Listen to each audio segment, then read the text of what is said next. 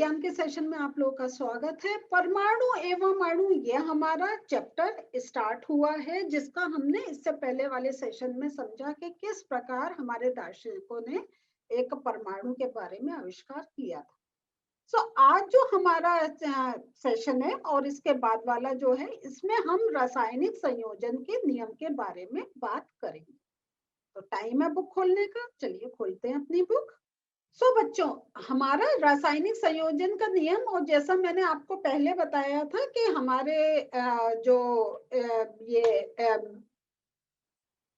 हमारे जो वैज्ञानिक रहे हैं, जोसेफ एल प्रोस्ट, इन्होंने ये एक नियम, दो नियम दिए थे, और उन दो नियमों का आज मैं एक पार्ट ले रही हूँ, जिसमें हम बात करेंगे द्रव्यमान संरक्षण का नियम।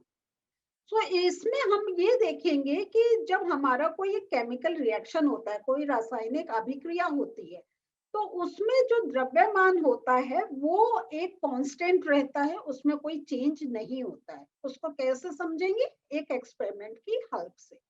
तो जब रासायनिक परिवर्तन या रासायनिक अभिक्रिया संपन्न होती है, तो तब के द्रव्यमान में कोई परिवर्तन होता है, तो इसको हम समझेंगे। और जैसा मैंने बताया था, ये क्रियाकलाप करते हैं और फिर उससे निष्कर्ष निकालते हैं कि द्रव्यमान में कोई परिवर्तन होता है या नहीं होता है जब कोई एक रासायनिक अभिक्रिया होती है। तो यहाँ पे इन्होंने क्या करा है, एक्स और वाई दो रसायन लिए। एक्स है कॉपर सल्फेट जो 1.25 ग्राम है, और वाई है सोडियम कार्बोनेट।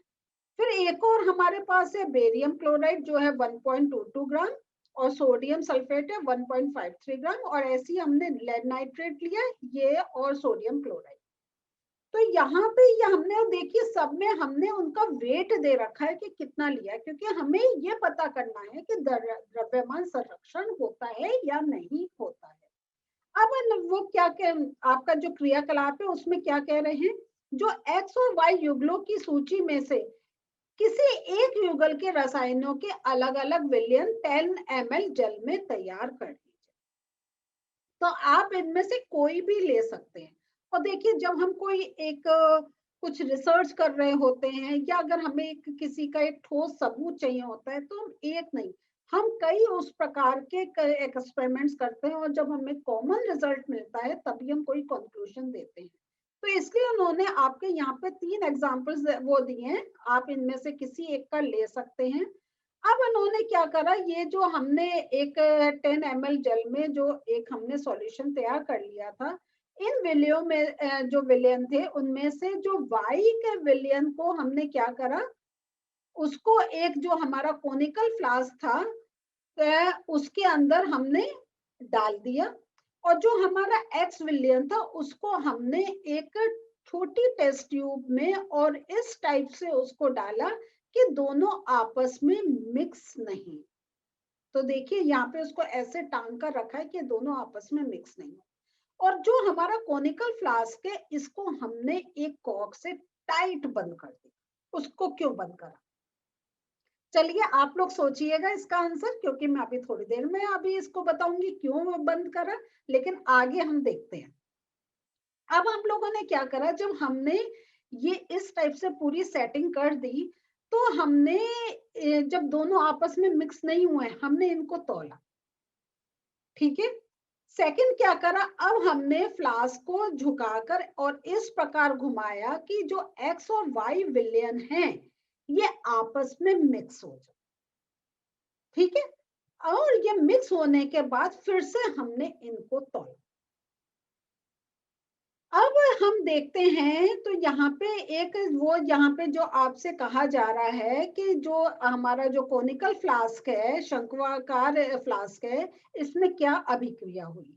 तो यहाँ पे देखिए, अगर हमने कॉपर सल्फेट और सोडियम कार्बोनेट का अगर हमने एक लिया है ना, तो उनके बीच में कोई एक रिएक्शन होगी।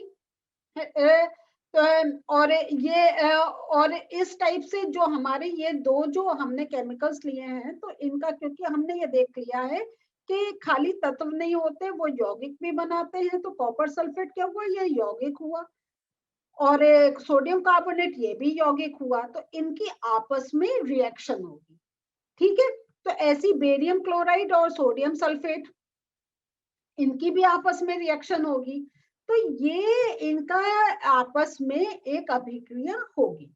लेकिन जब हमने देखा कि जब ये जो हमारा, जब हमने ये आपस में ये दोनों जो एक्स और वाई विलयन थे ये आपस में नहीं मिले थे, तब जो वेट था और जब वो आपस में मिल गए तब जो वेट था हमने ये देखा दोनों का सेम। दूसरा जो आता है कि ये जो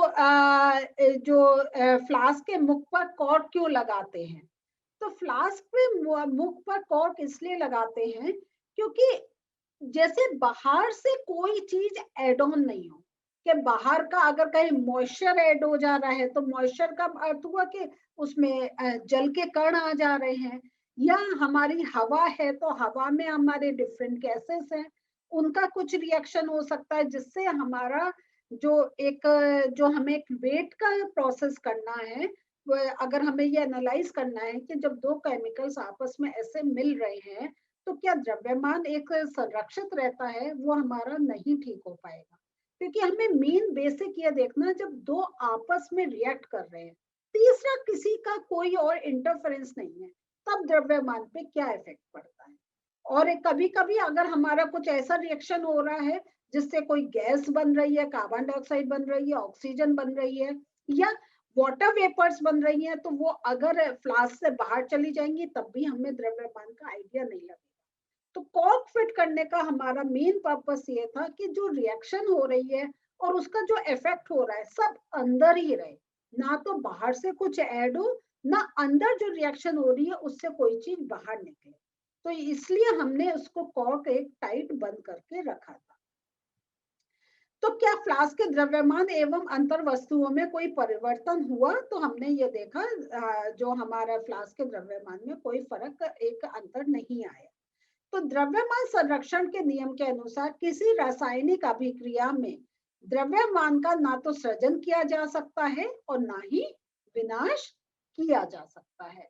तो जो एक, क्योंकि ये एक हमें जो है ये एक हमें बाय जो एक नेचर से मिले, और जो नेचर से मिले उन्हीं को आपस में हम मिला के एक कंपाउंड्स बना रहे हैं, तो वो जो है उसके अंदर सब चीजें फिक्स है और जो द्रव्यमान में उसमें कोई भी अंतर नहीं हो रहा है। और इसमें जैसा हम लोग देख रहे थे, जो ये कॉपर सल्फेट और सोडियम कार्बोनेट का जब हमने रिएक्शन देखा तो हमने एक चीज ये देखी कि जब आपस में मिले नहीं थे तब हमारा एक हमें ब्लू कलर नहीं मिल रहा था, लेकिन जब आपस में रिएक्शन हुआ तो हमें एक ब्लू कलर मिला क्योंकि कॉपर प्रेजेंट था। और फिर हम ये देखेंगे कि उसमें और चीजें बन रही हैं, हमारा सोडियम सल्फेट बन रहा है, हमारा जो एक और जो एक और चीज बन रही है वो है हमारा कॉपर, जो एक और चीज बन रही है वो है कॉपर हाइड्रोकार्बोनेट। तो ये हमारा काफी एक ये जब रिएक्शन इसकी होती है तो ये सब एक हमारा ये चीजों का प्रोडक्शन होता है, और उसमें हम देखेंगे थोड़े गैस बबल्स भी हमें निकलते देखेंगे जो कार्बन डाइऑक्साइड के होंगे, क्योंकि कार्बोनेट है तो नेचुरल है कि जब इसका कुछ रिएक्शन होगा तो कार्बन डाइऑक्साइड प्रोड्यूस होगी। तो इस प्रकार से हम देखते हैं कि चेंजेस हमारे रिएक्शंस में होंगे।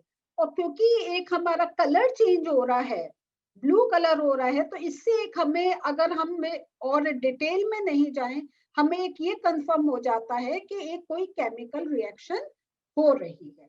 और उसमें हमने देखा कि द्रव्यमान जो था वो एक स्थिर था, द्रव्यमान में कोई एक फर्क नहीं।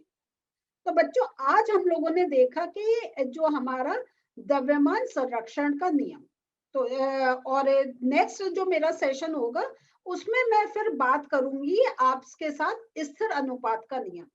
तो आज जो हमने समझा है उसका थोड़ा नोट्स देख लेते हैं। तो द्रव्यमान संरक्षण के नियम की अगर हम बात करें तो इस नियम के अनुसार किसी रासायनिक अभिक्रिया में द्रव्यमान का ना तो सृजन किया जा सकता है और ना ही विनाश।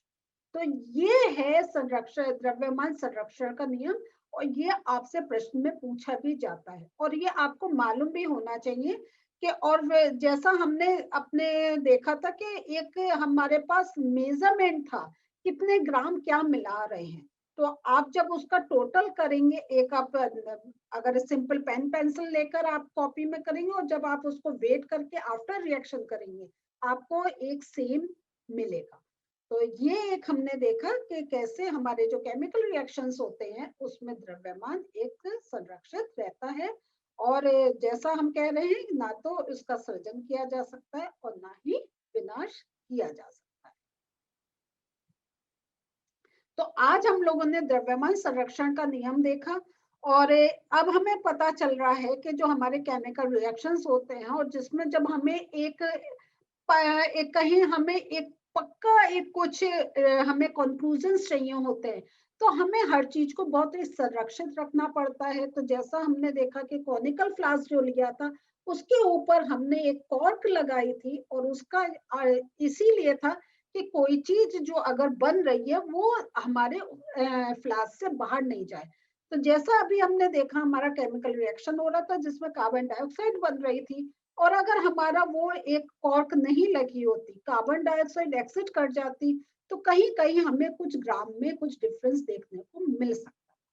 तो ये देखिए कैसे हमारे हम जो इतना इजीली चीजें पढ़ लेते हैं, उसके ऊपर कितनी रिसर्च होती है, कितना वैज्ञानिक, कितने दार्शनिक उस पर एक सोचते हैं, फिर उसको प्रूव करते हैं, और जब वो प्रूव होती है तभी हमारे सामने आती है।